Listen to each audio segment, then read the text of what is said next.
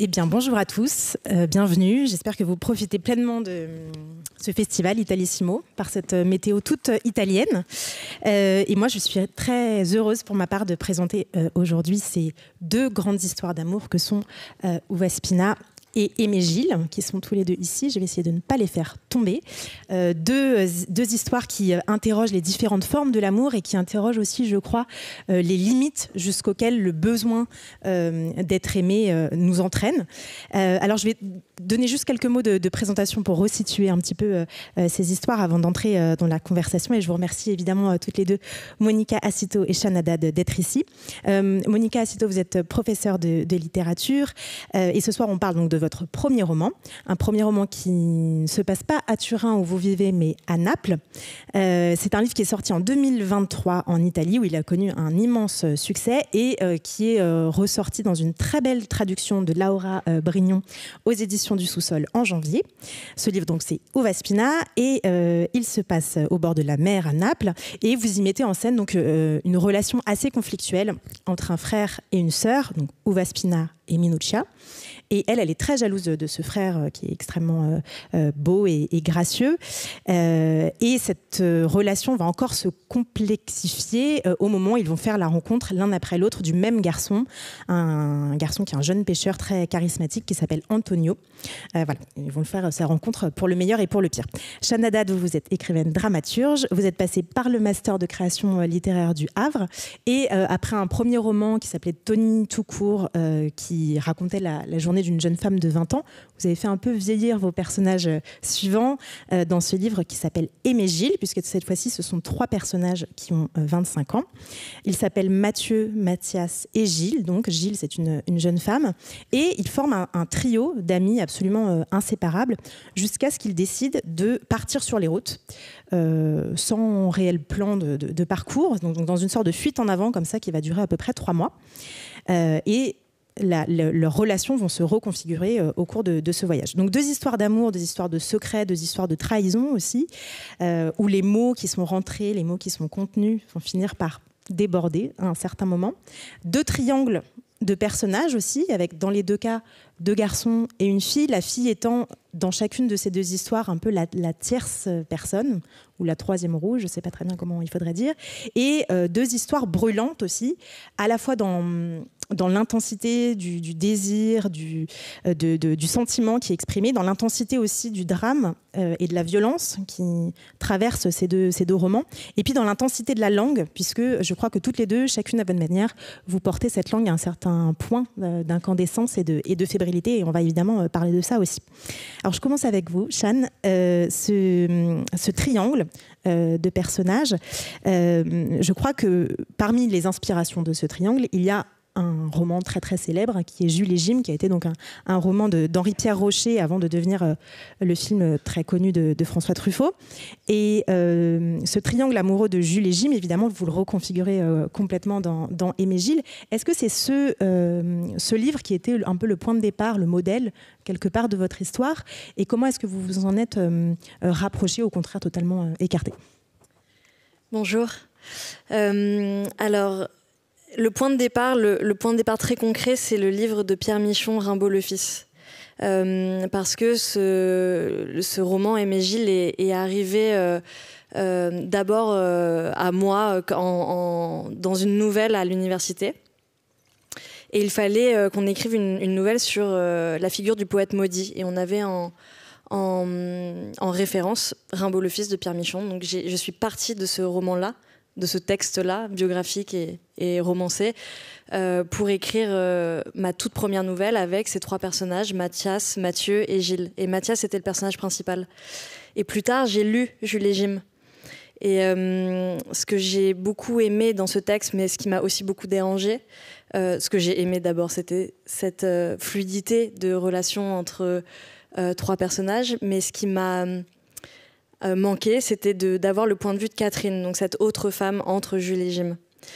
Et voilà, le temps est passé, les années sont passées, et quand m'est revenue cette nouvelle, quand j'ai voulu continuer ce texte-là et que j'ai voulu l'adapter à mon moi de 2023, 2021, 2022, quand j'ai commencé à écrire Aimé Gilles, il fallait que je prenne le point de vue de la femme.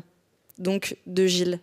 Il fallait que je raconte l'histoire du point de vue de la femme qui était entre les deux autres personnes, mais en gardant cette espèce de chute inéluctable qu'il y a dans Rimbaud le Fils, avec voilà, cette figure rimbaldienne, si ce n'est Rimbaud, qui tombe, qui ne cesse de tomber dans le gouffre de la poésie et de la vie, quoi.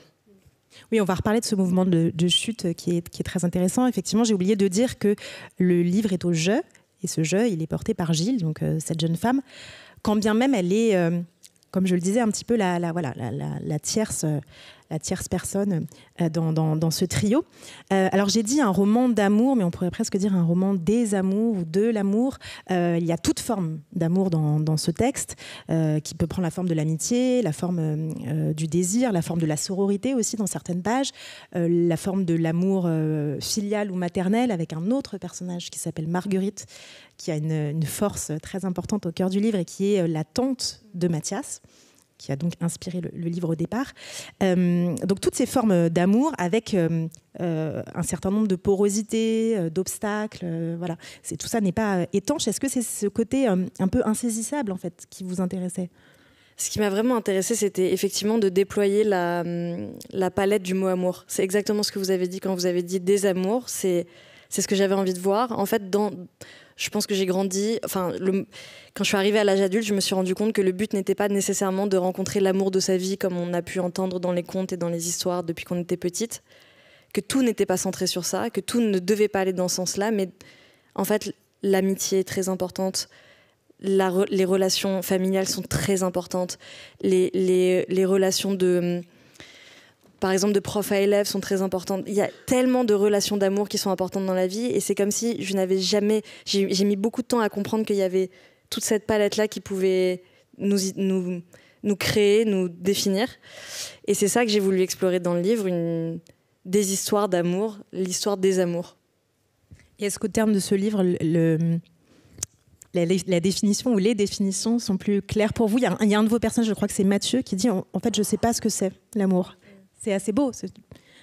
Oui, qu'est-ce que c'est effectivement qu'est-ce que c'est que cette chose qu'on expérimente au quotidien, mais qu'on ne cesse de redéfinir parce que chaque jour, les gens redéfinissent ce que c'est l'amour, en bien ou en mal. Non, je ne sais pas, mais s'il y avait une image qui me reste, qui me procure de la joie, disons, de Aimé Gilles. Il y a plein de choses dont je suis très contente dans ce texte, mais il y a une image, c'est la relation entre donc Gilles, qui à un moment donné est dans un camping et rencontre cette jeune femme, Manel, qui est une relation complètement qui passe par là, un peu et furieuse et furtive. Et ce qui se dit de leur relation à ce moment-là, ça fait un espèce de soleil en moi, et j'ai envie d'explorer ça pour la suite de mes textes. Rien que pour ces pages, c'est vrai que c'est quelques pages, je crois, pas plus, mais voilà, c'est aussi à quel point une relation peut devenir très très forte en très peu de temps. C'est quelques heures, une nuit. Voilà, elles ont cette conversation. Effectivement, c'est encore une autre de toutes ces formes d'amour. Je voudrais réparer une erreur que j'ai faite, impardonnable, pardon, je n'ai pas présenté Valentine qui est ici et qui va assurer l'interprétation pour Monica. Monica, vous aussi, c'est une histoire d'amour et de désamour, Uva Spina, de désamour très fort, avec ce frère et cette sœur qui sont souvent attirés par les mêmes garçons. Il y en a un en particulier qui est ce pêcheur dont j'ai parlé tout à l'heure, mais il y en a d'autres avant lui. Et dans les remerciements, à la fin de Uva Spina, on trouve cette phrase, vous écrivez, donc vous remerciez votre entourage, vos proches, et puis vous dites que ce roman porte toute votre propre fin d'amour, la fin FAIM. Et effectivement, les personnages, ils sont tous, autant qu'ils sont affamés d'amour, et ça devient presque un enjeu de vie ou de mort, que ce soit la mère de Waspina et de Minuccia qui, elle est sur le point de mourir, ou elle fait semblant de mourir, on ne sait pas trop, tous les mercredis au moment où son mari découche. Et puis les autres personnages aussi sont, voilà, c'est vraiment une affaire de vie ou de mort. Pourquoi est-ce que c'est si crucial ? Est-ce que ça conditionne vraiment toute notre existence, en fait, ce besoin d'amour ?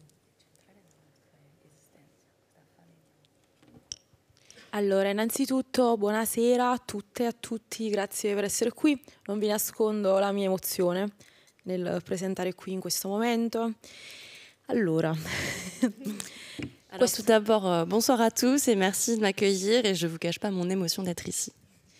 Allora, in questo romanzo è sicuramente centrale, se vogliamo chiamarla così, la fame d'amore, perché appunto la maggior parte di questi personaggi sono dei personaggi, direi, disperati in maniera grottesca, dei personaggi che cercano di ottenere a tutti i costi l'amore, ma non hanno nessuno strumento, nessun mezzo per capirlo, non sono alfabetizzati emotivamente, non conoscono nessun tipo di modo di comunicare appunto con le persone che hanno intorno.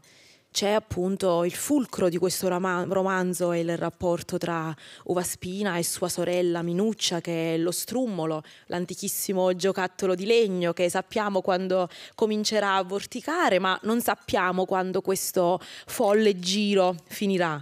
E questo è un amore in qualche modo che non può compiersi, perché Uva Spina e Minuccia si amano di un amore davvero in qualche modo disfunzionale, sghembo, non riescono proprio a trovare nessun terreno comune per poter avere qualcosa di bello da dirsi e da fare, e quindi c'è questo rapporto che si accartoccia su se stesso, e in tutte le scene c'è quasi questo preludio al sangue che loro cercano di creare in qualche modo. Poi c'è un altro rapporto d'amore, quello tra Graziella la spaiata, che è appunto il mio personaggio preferito del libro, questa chiagnazzara che era un antico mestiere appunto napoletano, campano, che ricorda le antiche... Ah, ok. Va bene. Pausa. Va bene. Effectivement, alors on peut dire que dans le roman, cette fin d'amour est centrale parce que ce sont des personnages désespérés qui cherchent tous à obtenir à tout prix cet amour, mais qui n'ont pas vraiment les outils et les moyens de communication pour y arriver. Alors il y a ce duo, le frère et la sœur, Uva Spina et Minuccia. Minuccia, la toupie, donc ce jeu antique, on sait quand la toupie commence à tourner, mais on ne sait pas quand elle s'arrête. Et donc c'est un duo qui a un amour assez dysfonctionnel, assez bancal, et qui ne trouve jamais vraiment de terrain d'entente pour se dire des choses belles, pour s'aimer véritablement, et c'est donc un amour qui va plutôt se replier sur lui-même, et avec des scènes qui sont toujours un peu des préludes sanguinaires et violents. Et puis il y a ce personnage de Graziella, la mère, la dépareillée, qui est vraiment mon personnage préféré, très haut en couleur, qui avait pour métier un très ancien métier, pleureuse pour les funérailles, donc une napolitaine d'un autre temps. È appunto questo antico mestiere, più che napoletano e campano, direi un mestiere mediterraneo, perché ha a che fare proprio con la visceralità più sporca, insomma, del mito.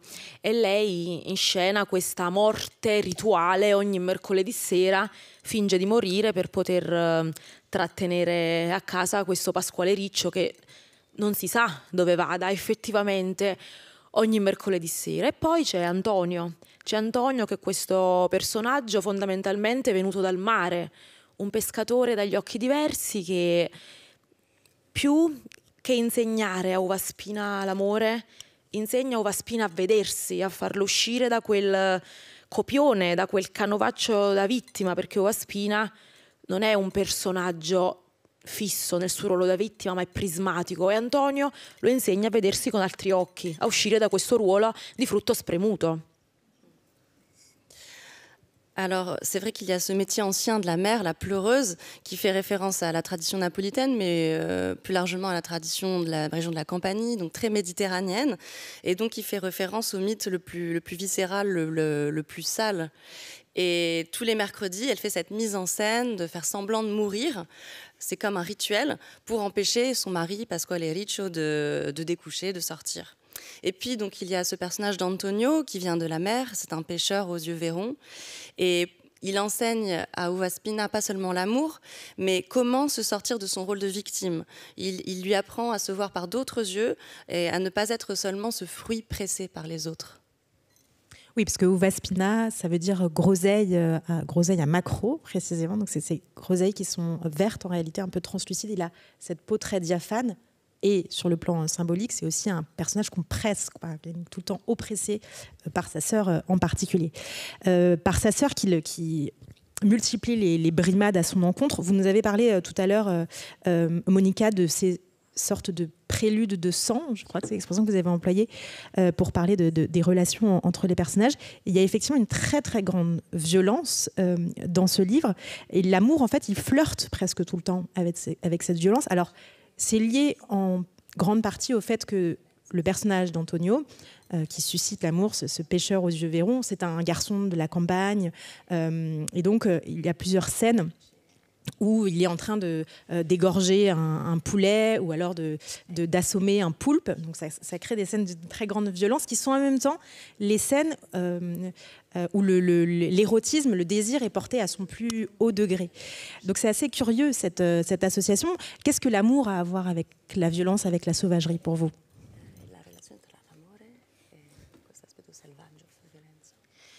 In questo romanzo io ho cercato in qualche modo di giocare con i simboli, di rovesciarli, di dissacrarli. Infatti, per esempio, il mare non è il preludio alla purificazione o alla rinascita, ma il mare è una sorta di sangue trasparente, perché tutte le scene più controverse del libro avvengono in riva al mare, in scene, in zone che appunto oggi sono turistiche, per esempio la zona di Posillipo dove ci sono i ristoranti, per esempio tutti i ristoranti dove appunto non sembrano il teatro appunto della violenza o di scene che possono essere ambigue, perché appunto io volevo creare dei personaggi che fossero quanto più ambigui possibili, perché secondo me la letteratura è il teatro, è il territorio dell'ambiguità, dell'indicibile in qualche modo, e volevo che i personaggi lo fossero e anche i loro rapporti lo fossero. Alors, dans ce roman, j'ai essayé de jouer avec les symboles, de les renverser, de les désacraliser. Et par exemple, la mer, j'en ai pas fait un lieu de purification, de renaissance, mais plutôt un lieu de sang. Et par exemple, toutes les scènes importantes qui se passent près de la mer sont dans des lieux très touristiques, par exemple Posillipo, mais en fait, je n'ai pas voulu en faire le lieu du tourisme, des bons petits restaurants, mais c'est le théâtre de la violence. Parce que je voulais montrer aussi que les personnages pouvaient être très ambigus, parce que pour moi, la littérature, c'est vraiment le théâtre de toutes les ambiguïtés, de l'indicible. Et donc, je voulais aussi que ce soit exprimé dans les personnages et dans les rapports qu'ils ont entre eux.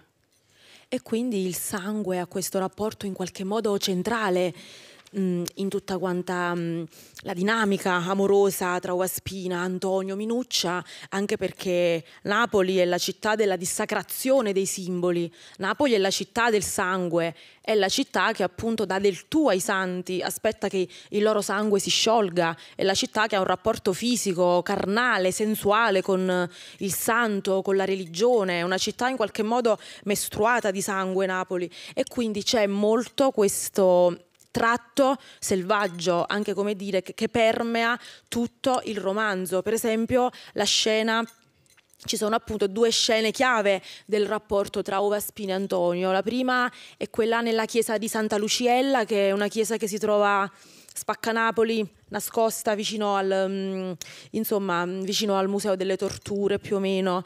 E poi abbiamo la scena, come dire, quella appunto a Procida, e ho cercato appunto di dissacrare dei luoghi che semanticamente avevano proprio un altro significato, un'altra grammatica, e ho provato in qualche modo a seguire quello che era il flusso anche più crudo dei personaggi. Effectivement, j'ai essayé donc de montrer ces dynamiques amoureuses en les désacralisant, parce que la ville de Naples, c'est une ville du sang qui va vraiment tutoyer les saints. Par exemple, dans la religion, il y a ces scènes rituelles où on attend que des larmes de sang coulent des statues des saints. Donc il y a vraiment un rapport très charnel, très sensuel, avec aussi cette dimension presque menstruelle de la ville. Et moi, je voulais montrer ce caractère sauvage dans le roman. Et il y a par exemple deux scènes importantes qui montrent les rapports entre les personnages, par exemple entre Ovaspina et Antonio, à l'église de Santa Lucella, qui est donc au centre de Naples, à côté du musée des tortures, et puis une autre scène sur l'île de Procida, donc des lieux qui sont sémantiquement liés à d'autres significations. J'ai voulu les désacraliser pour montrer donc ce flux très cru des personnages. Oui, la scène qui se passe dans l'église de Santa Lucella, c'est vraiment préférés du roman. Il y a entre autres, voilà, je vous le dis comme ça, vous aurez encore plus envie de lire ce livre si vous avez encore la chance d'avoir à le découvrir. Il y a un crâne à oreilles. Un crâne voilà, qui est conservé dans cette église, mais qui mystérieusement a des oreilles, ce crâne. Bon, voilà. Et ça a un rôle très important dans cette scène. Je ne vous en dis pas plus. Je voudrais revenir sur la question de la violence avec vous, Shanadad, parce que de la même façon que Minuccia, donc la sœur d'Uva Spina, a des pulsions de violence extrêmement fortes. Elle se déchaîne véritablement sur son frère, sur sa mère et parfois contre elle-même, avec des moments d'automutilation assez poignants. De la même façon, Gilles a aussi des pulsions un peu autodestructrices qui se manifestent d'une autre manière, mais elle va toujours plus loin dans sa consommation d'alcool, de cigarettes, elle danse jusqu'à l'épuisement. Il y a une forme comme ça oui, comme si elle essayait de se consumer de l'intérieur. Et plus généralement, vous le disiez tout à l'heure, il y a ce mouvement de fuite en avant, puisque les trois personnages partent sur les routes, mais qu'il y a aussi un mouvement de chute, de dégringolade, de spirale descendante. Est-ce que ça veut dire pour vous qu'il faut tomber à un moment donné pour mieux se relever ou mieux se révéler, mieux ouvrir les yeux, comme Monica nous le disait tout à l'heure à propos d'Uva Spina? Alors, je ne sais pas si je mettrais le verbe falloir. Je n'en ai aucune idée. J'en ai aucune idée s'il faut d'abord tomber. En tout cas, ce que je sais, c'est qu'on peut tomber. Et on peut tomber sans savoir qu'on tombe. Et donc, la suite de cette chute, c'est de vouloir continuer dans cette chute parce que c'est ce qu'on connaît. Et j'ai la sensation que Gilles ne comprend pas ce qui lui est arrivé. Elle ne sait pas quand est-ce que ça a démarré. Ce ça-là, c'est dit A, elle ne sait pas ce que c'est, en fait. Donc, en plus de ne pas savoir, il y a un mouvement qui s'opère qu'elle ne définit pas ou dont elle ne veut pas prendre conscience peut-être. C'est peut-être à l'endroit du vouloir, là, sur le coup. Et elle continue une trajectoire qui est avant sa conscience, qui est arrivée avant sa conscience. Et elle continue dans ce sens-là. Donc effectivement, il y a quelque chose de l'autodestruction et en même temps de la fuite. Alors je ne sais pas si autodestruction et fuite vont ensemble. Peut-être qu'ils fonctionnent ensemble. De l'épuisement des choses, épuisement du désir, épuisement des forces aussi, comme si il fallait s'éprouver au maximum pour passer à autre chose. Oui, c'est vrai, la question de se consumer, je pense qu'elle est très juste parce que j'ai dû tirer ça d'une littérature écrite par des femmes. Parce que le rapport au corps dans des textes que j'ai lus qui étaient écrits par des femmes, donc par exemple Goliarda Sapienza, Elsa Morente, je parle d'italienne sans m'en rendre compte, Deborah Levy, il y en a Doris Lessing, il y en a des tas. Ce sont des femmes qui ont écrit sur le corps et le rapport au corps est extrêmement oppressé, enfermé. Il est concret, c'est-à-dire qu'on a l'impression que elles sont constamment en train de s'entailler. Et ça se traduit surtout par la langue, une langue beaucoup plus saccadée. Alors c'est pas, je dis par exemple Elsa Morente, c'est pas le cas, mais là ce que j'ai en tête comme ça, ce qui me reste, c'est cette langue ce ne sont pas des longues phrases fluides. Voilà, on n'est pas dans la fluidité du rapport au monde, et je pense que j'ai quelque part dû hériter de ça assez récemment. Et donc cette consommation, voilà, c'est ce qui se traduit dans Gilles, sans doute. Oui, je voulais qu'on parle justement du rapport au corps, parce que c'est un trait commun à vos deux livres. Le corps y est extrêmement présent, la sensation, la sensualité aussi, bien sûr. Le corps est dans toutes les pages, en particulier le toucher, évidemment, mais aussi les odeurs. Et les odeurs sont très présentes dans vos deux livres. Dans Uva Spina, et je crois qu'il n'y a pas une seule page sans qu'on hume un parfum, d'ailleurs, que ce soit un parfum délicieux ou un parfum, au contraire, totalement pestilentiel. Dans quelle mesure, l'une et l'autre, est-ce que vous écrivez avec votre corps, en engageant vraiment vos sens, votre odorat, votre toucher? Sì, la lingua di Uva Spina, in generale tutto il romanzo, è permeato da questa presenza non addomesticabile del corpo, questo corpo in qualche modo indisciplinato, questo corpo proprio selvatico.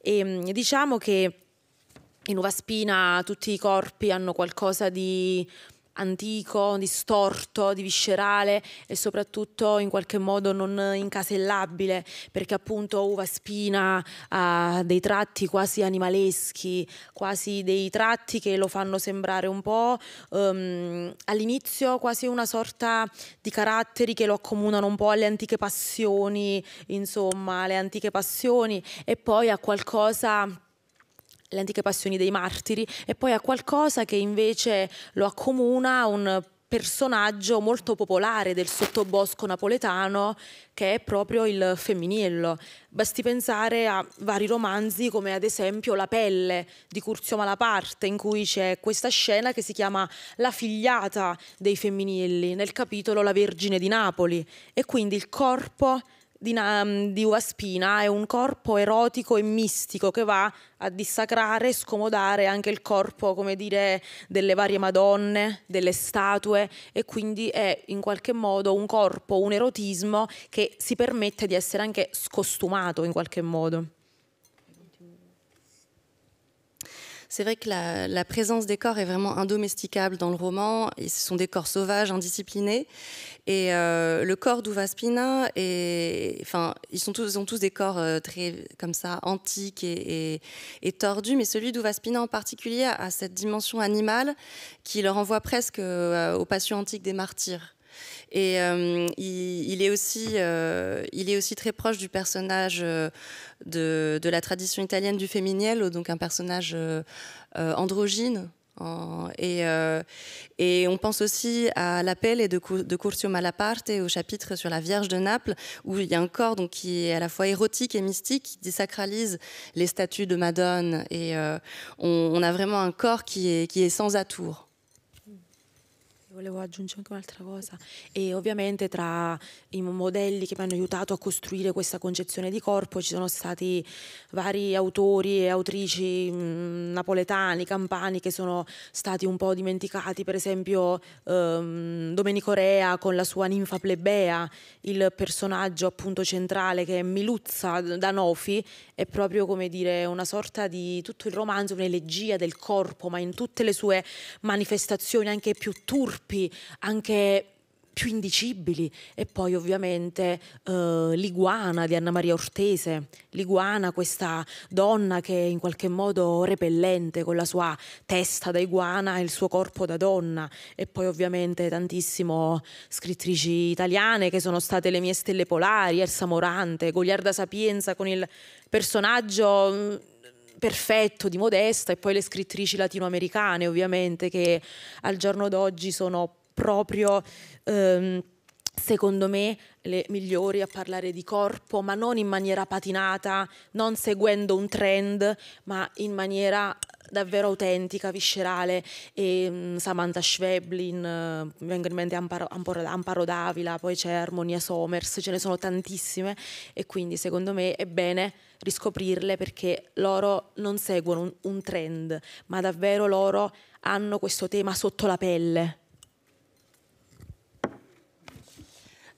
Alors, parmi les modèles que j'ai eus pour cette conception du corps dans la littérature, il y a des autrices, des auteurs de la région de la Campanie, Domenico Rea par exemple, avec dans come si chiama, Ninfa Plebea.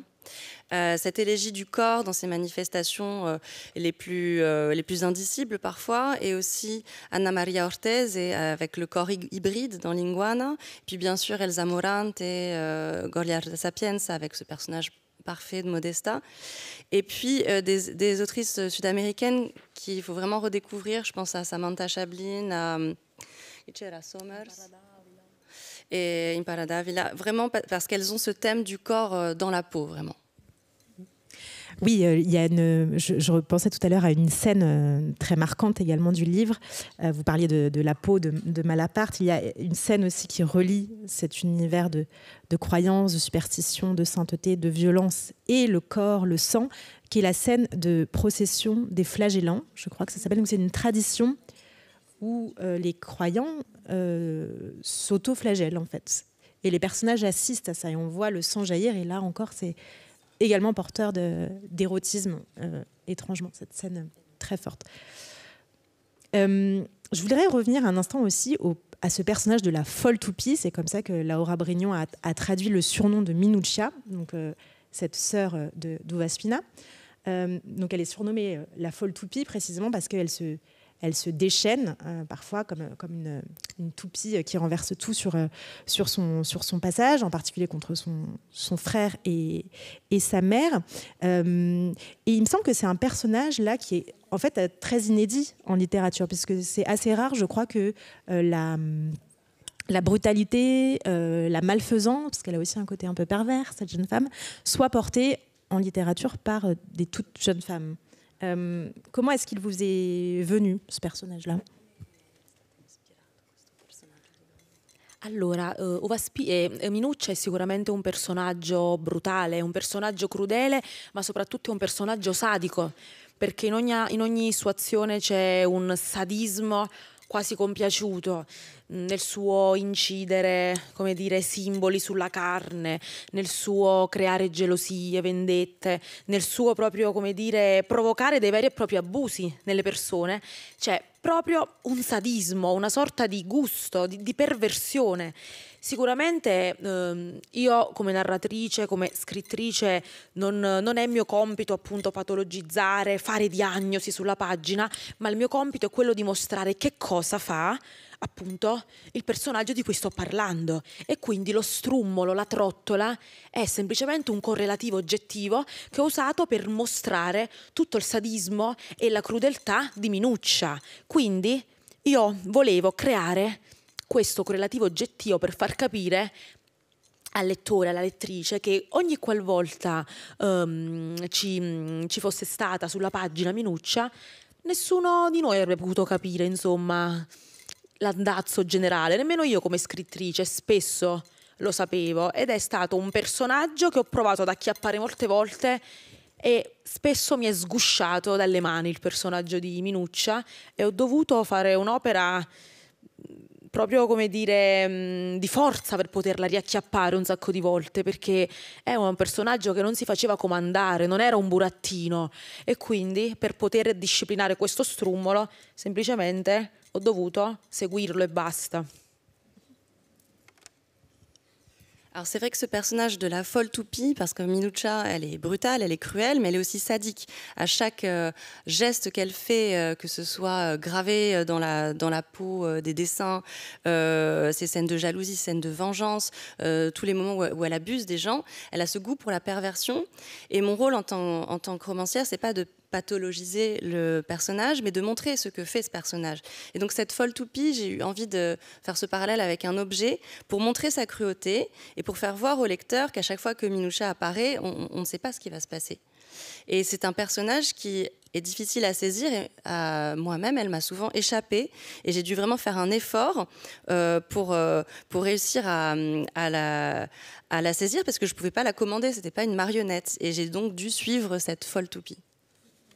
C'est intéressant ça, Sian. Est-ce qu'il y a des choses aussi qui vous échappent dans l'écriture, en tout cas dans l'écriture de ce livre, des surprises, puisque ces personnages ils se lancent sur la route, mais pareil, on ne sait pas très bien où ils vont. Est-ce que...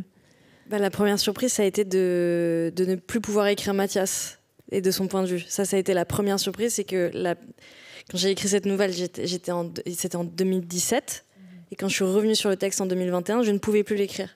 Donc la première surprise, c'est de ne plus avoir accès à mon personnage, ce qui est très étrange parce que je n'ai plus de relation avec. Et ensuite, la surprise, exactement comme pour mon premier roman Tenue tout court, je ne saisis pas mes personnages féminins. Je ne les comprends pas exactement. J'ai pas leur mélancolie, je ne l'éprouve pas complètement. Leur désespoir, je ne l'éprouve pas complètement. Leur dépendance, je ne l'éprouve pas complètement. Je ne comprends pas. Et c'est très juste ce que dit Monica sur le fait que ce ne sont pas des marionnettes. Et c'est, je pense, dur à saisir. Même pour nous, quand on écrit, c'est dur de saisir que ce ne sont pas des marionnettes et qu'on ne peut pas les emmener là où on veut, parce que si c'était le cas, ce serait plat ce qu'on écrirait. Et en fait, le moment où ça commence à nous échapper, c'est le moment où ça commence à devenir intéressant, parce que là, on casse notre morale. Et on est obligé de suivre ces personnages. Pour le bien ou le mal des lecteurs et des lectrices après, et pour le bien ou le mal de notre propre écriture. Alors je reviens un tout petit peu en arrière justement sur cette question de peau, de corps, d'incarnation, parce qu'on ne vous a pas suffisamment entendu là-dessus. C'est paradoxal, ça, cette idée que le personnage échappe, qu'il n'est pas une marionnette. Et pour autant, on a vraiment l'impression d'être dans la peau, à l'intérieur même de ce qu'éprouve Gilles. Dans quel état est-ce que vous êtes? Qu'est-ce que ça fait au corps, en fait, d'écrire? Oui, alors, c'est vrai que si on devait faire un lien très direct avec ce personnage-là, entre elle et moi, ce serait ce rapport très immédiat au monde, parce que quand j'écris, je suis nerveuse, je suis très nerveuse. J'ai l'impression d'être en cage, je tourne dans mon appartement, je ne cesse de me lever et je ne peux pas écrire plus de 10 minutes. Donc je n'écris que quelques lignes en fait, par tranche de 10 minutes, une demi-heure. Et donc j'écris, je me lève, il faut que j'écoute de la musique, il faut que je mange, il faut que... je vais pas vous dire boire de l'alcool parce que je bois pas d'alcool en journée, mais ces personnages-là boivent beaucoup d'alcool. Donc je me projette, je projette ça. Ils fument beaucoup et je me projette en train de fumer. Enfin, voilà, je leur donne beaucoup des pistes de désir comme ça que moi je n'assouvis pas, mais que mes personnages assouvissent à ma place. Et par exemple, pareil pour ce roman, j'ai écouté beaucoup de musique, notamment punk et garage et rock en continu le matin pendant un certain temps. Pas du tout de sport, complètement léthargique, mais voilà, très... Comme si mon bras ne répondait pas, à ma jambe non plus, et tous les membres partent dans un endroit. Et c'est un rapport heurté quand même, et en même temps très, très ancré. Vous disiez tourner en cage là, pendant l'écriture, et précisément...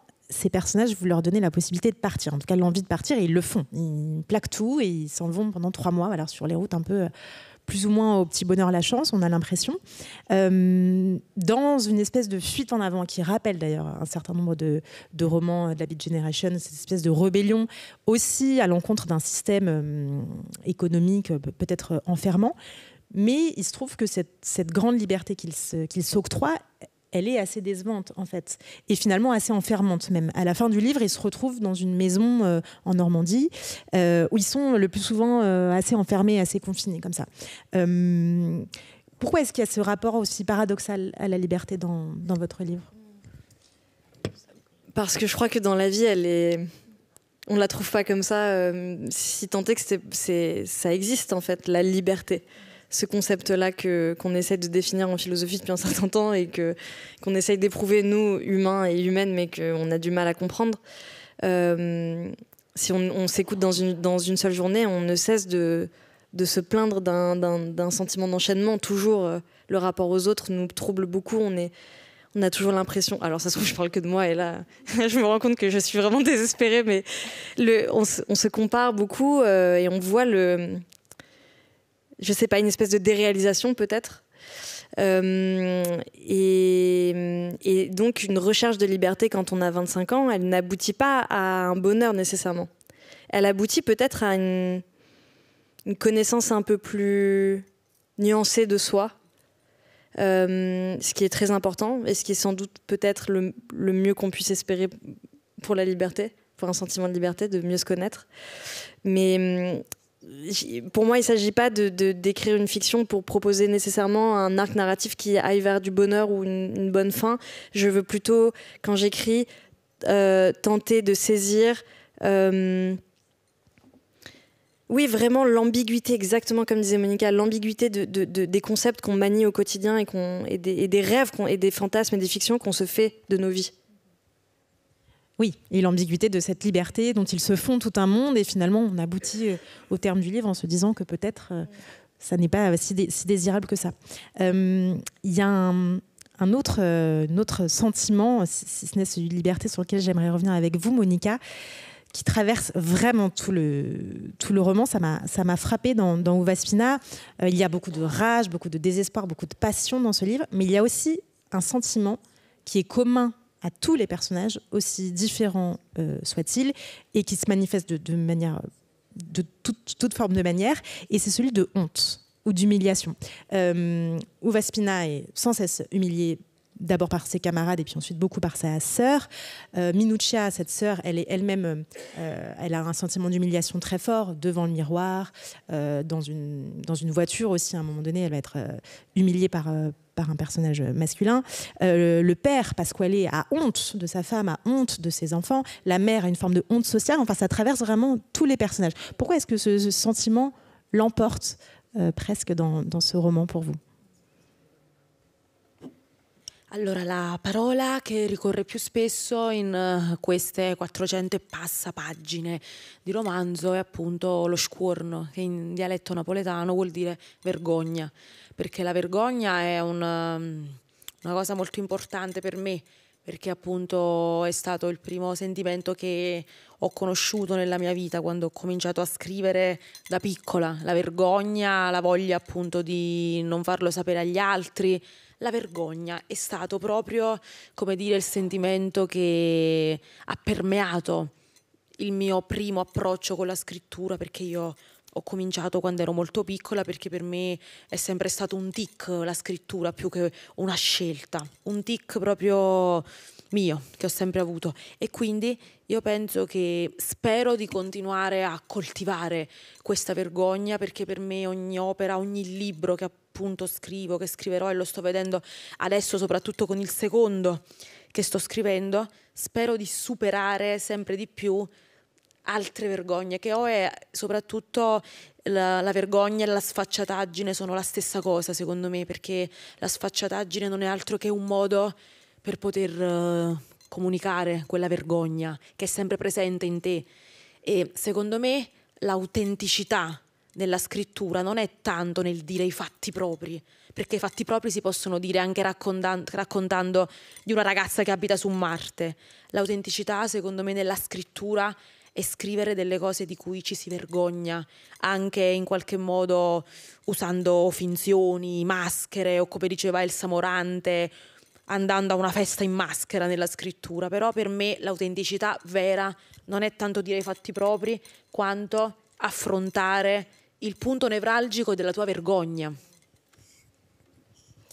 Alors c'est vrai que le mot qui revient le plus dans ces 400 pages et quelques, c'est scuorno en dialecte napolitain, ça veut dire la honte. Et c'est parce que c'est le premier sentiment que j'ai ressenti de façon très importante quand j'ai commencé à écrire. J'ai commencé à écrire très jeune et je voulais pas que les autres le sachent. J'avais vraiment honte de ça et donc c'est un sentiment qui était vraiment partout. Et pour moi, l'écriture, c'était vraiment plutôt un tic qu'un choix.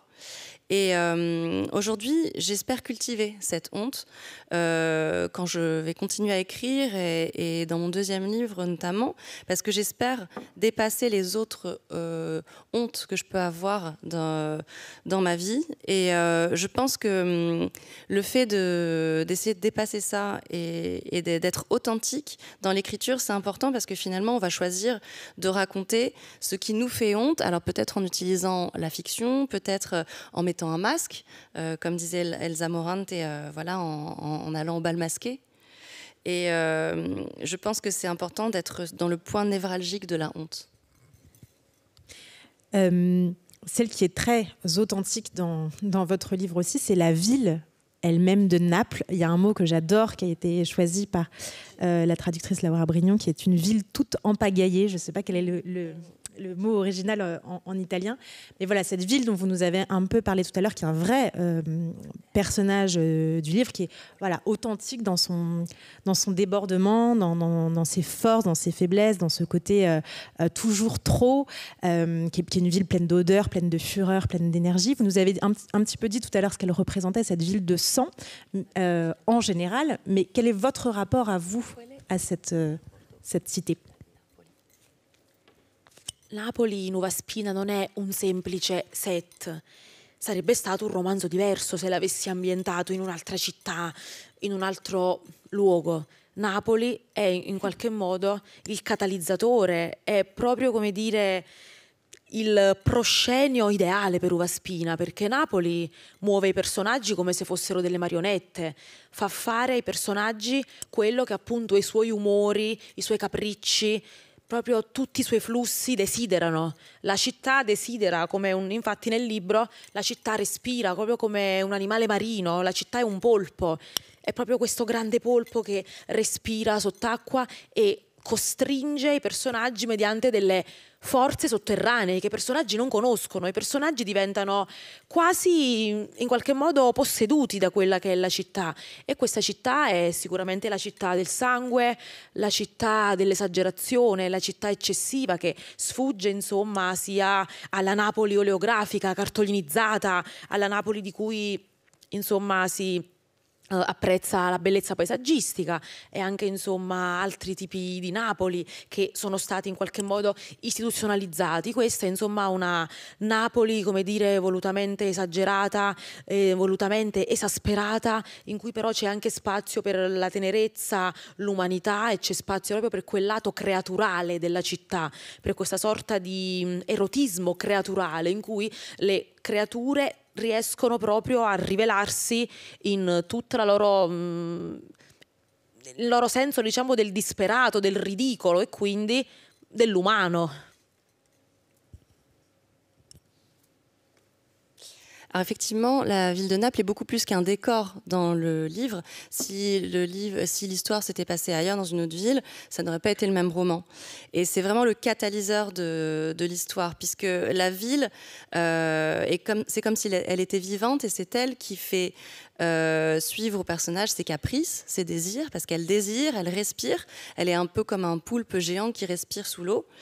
Et donc il y a ces forces souterraines qui animent les personnages, qui sont comme possédés par la ville, qui est une ville de sang, une ville d'exagération. Et c'est cette Naples qui peut être aussi, d'un autre côté, sacralisée, avec tout ce qu'on dit sur sa beauté et toutes les choses qu'on institutionnalise de la ville de Naples. Là, j'ai volontairement voulu exagérer toutes les dimensions en laissant des espaces pour la tendresse, l'humanité, mais avoir quand même une dimension de Naples comme une créature et l'érotisme de ces créatures, avec un sens du désespoir, du ridicule et de l'humanité.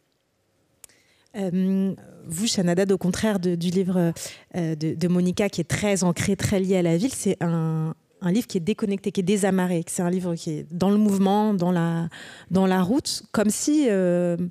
en fait, l'univers de ces personnages, c'était eux-mêmes. Ils étaient eux-mêmes leur propre univers. Dans quel terme est-ce que ça s'est pensé? Est-ce que vous avez imaginé à un moment donné les déposer à un endroit, ces trois? Là où je les dépose, c'est dans la voiture. Donc, ils ont une Clio qu'ils trimballent. Autre personnage, oui. Ils ont cette voiture que Gilles et Mathieu, donc les deux meilleurs amis, ont acheté plus jeunes, avec laquelle ils ont vécu beaucoup de choses. Et c'est cette voiture-là qui est... qui est l'espace de sécurité pour Gilles, parce qu'il est de fait synonyme de fuite. C'est l'objet puissant qui peut emmener loin vite. À défaut de... par exemple, la marche ne peut pas faire ça.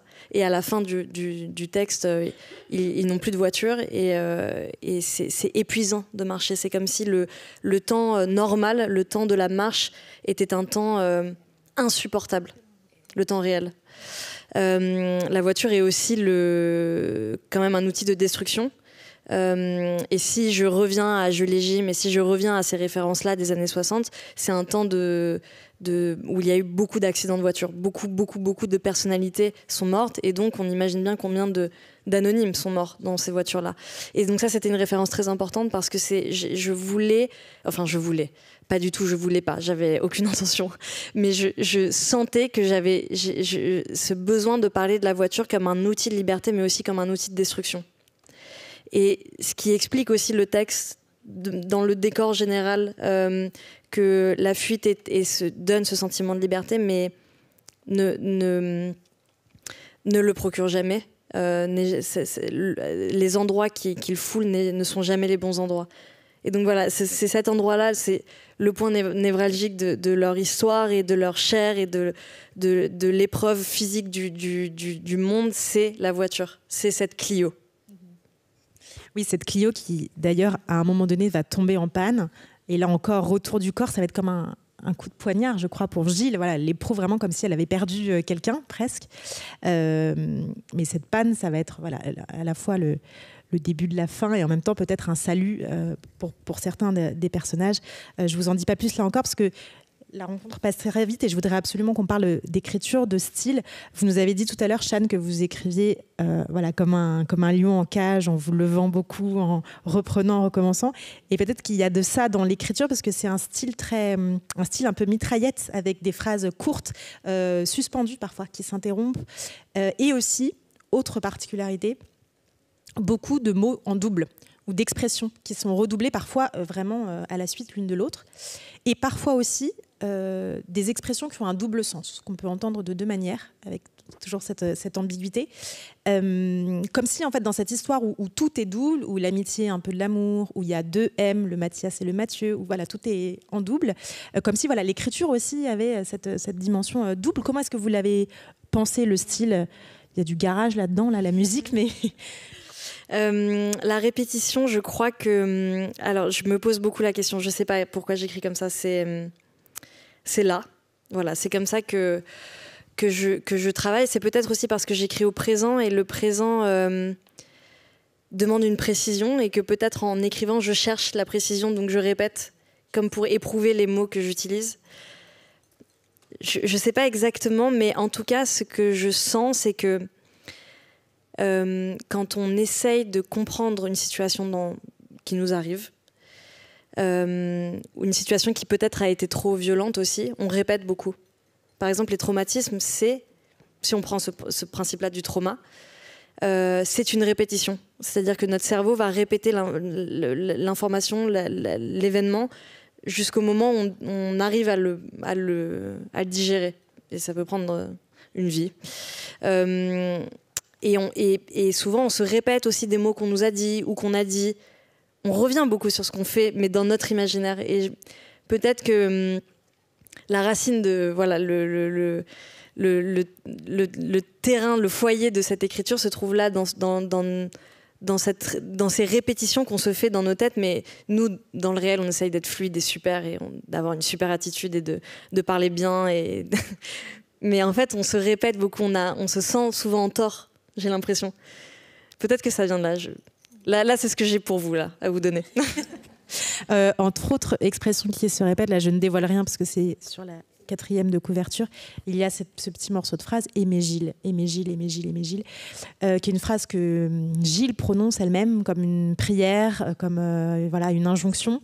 Et comme si c'était ce besoin-là d'être aimé qui l'emportait sur tout le livre. Alors, je reviens un petit peu au début de cette conversation. Est-ce que vous avez le sentiment que votre génération a peut-être plus manqué d'amour que d'autres, ou est-ce que ce manque d'amour il est plus présent aujourd'hui ? Le problème, c'est que je ne peux que parler de ma génération. Je ne connais pas les anciennes, je les côtoie, mais je ne les connais pas, je ne les connais pas dans le corps, et je ne peux même pas imaginer les suivantes. Donc si je vous dis oui, on a manqué d'amour, je pense que je ferais défaut aux milliards de personnes qu'il y a encore sur la planète qui pourraient dire exactement la même chose. Mais ce que Ah bah tiens, ça peut peut-être répondre à la question précédente. Ce que je sens, c'est que tout est cyclique. Voilà. Et que il n'y a pas de progression, ça n'existe pas, cette idée de progression de l'histoire du monde et des humains et des humaines. J'ai plutôt la sensation d'un grand cercle, peut-être qui s'agrandit à chaque fois, donc on a l'impression qu'on revient jamais au début. Et pourquoi je vous disais ça ? C'était quoi déjà la question ? Le manque d'amour. Oui, et le manque d'amour. Et que j'aimerais vous demander à vous, du coup, mais je pense que n'importe quelle génération a éprouvé ce manque d'amour dans la mesure où le moment où on comprend qu'on est fini, qu'un jour on ne sera plus là, alors on manque de quelque chose. Parce qu'on manque de cette éternité-là qu'on fantasme. Oui, on peut avoir le sentiment de manquer de temps, manquer d'espace, mais manquer d'amour, c'est autre chose. Alors du coup, si on manque d'amour, ça veut dire qu'on ne nous donne pas assez d'amour, et c'est le « on » qu'il faudrait définir. Bon, mystère. On va se poser chacun la question. Je voudrais aussi interroger Monica sur l'écriture, sur le style, parce que alors, vous, Monica, au contraire de Siân, les phrases sont des phrases plutôt amples, plutôt longues, presque tourbillonnantes comme la toupie elle-même. Elle nous entraîne assez loin. Et c'est une langue qui est assez sauvage, qui est assez ébouriffée comme Naples, avec beaucoup d'expressions locales, napolitaines, typiques, une certaine énergie. D'ailleurs, je crois que vous avez écrit ce roman dans une sorte d'élan, assez rapidement en fait. Dans quel état est-ce que vous étiez en écrivant ce livre et comment est-ce que vous avez travaillé cette langue du texte? Allora, il mio non si può dire che sia, come dire, uno stile secco, essenziale, minimalista, asciutto. È uno stile in qualche modo molto, molto ricco, molto lussureggiante, ma soprattutto molto, molto visivo, molto immaginifico, pieno appunto di metafore, di similitudine e soprattutto uno stile, insomma, che è molto in qualche modo onnivoro, è uno stile che vuole prendere tutto in qualche modo. E diciamo che è uno stile che non ho creato e non ho scelto, ma è uno stile che si è stratificato negli anni.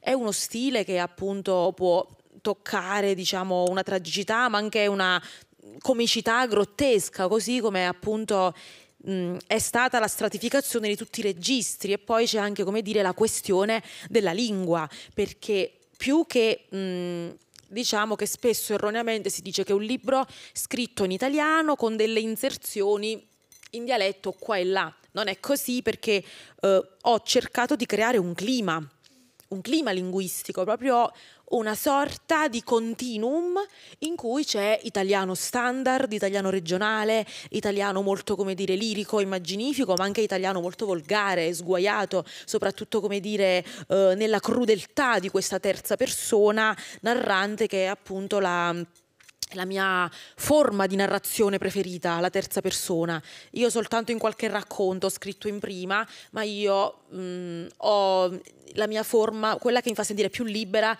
è appunto questa terza persona appoggiata ai personaggi, che li accarezza ma anche li schiaffeggia a un certo punto. Alors, on ne peut pas dire que mon style est sec, minimaliste, épuré. Effectivement, il est plutôt très riche, très luxuriant, visuel aussi, avec beaucoup d'images, de métaphores. Et je dirais que c'est un style omnivore qui va vraiment manger de tout. Et c'est pas un style que j'ai créé, que j'ai choisi. Il s'est plutôt stratifié au fil du temps. Et il peut s'appliquer à la tragédie, au comique, au grotesque, donc avec voilà, cette tradition de tous les registres. Et puis cette langue, on dit souvent en italien qu'un livre va être écrit en italien avec quelques entrées en dialecte. Moi, c'est pas vraiment ce que j'ai voulu faire. J'ai voulu créer un climat linguistique, un continuum dans lequel il y a de l'italien standard, du dialecte, une langue belle, une langue cruelle. Et j'ai voulu aussi utiliser la forme de narration que je préfère, qui est la troisième personne. J'ai parfois utilisé la première personne dans des nouvelles, mais vraiment j'aime beaucoup la troisième personne parce que je la trouve plus libre. C'est cette forme qui à la fois caresse et gifle les personnages. Eh bien, je vous propose qu'on se quitte sur cette gifle caresse.